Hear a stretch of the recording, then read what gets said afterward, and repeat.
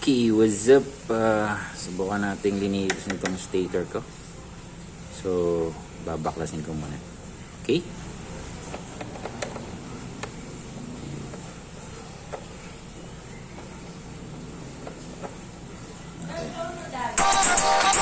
Ang gamit ko. So, ito na. Tanggal na natin. Okay.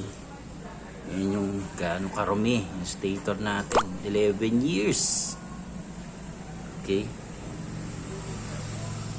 So, bumili tayo ng pulley. Ito. Worth 300 lang naman yan. Yan yung nagpahirap sa akin noong una. Kaya, dalawa yung inano ko. Isang 27mm tsaka 24. Yung gumana yung 24. So, yan. Ganyan po siya karumi. Okay, lilinisan natin mamaya. Then 11 years. Grabe, tingnan mo. Puro lupa. So, may effect yan sa ating stator. So, yan na. Linisan na po natin yan dito. Pinagpag natin yung mga ano yan. No? Galing lahat yan dun. So, hindi ko na masyadong kinalikot kasi baka delikado na matamaan itong mga to.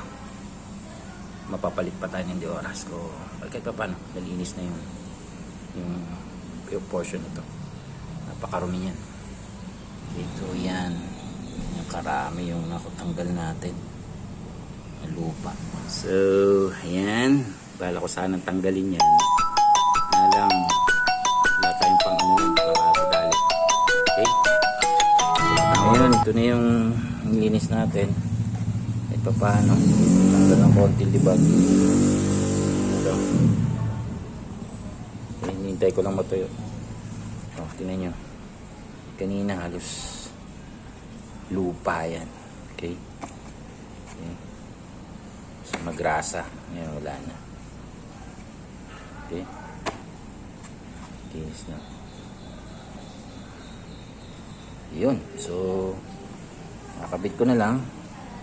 Update ko kayo mamaya. Moment of truth.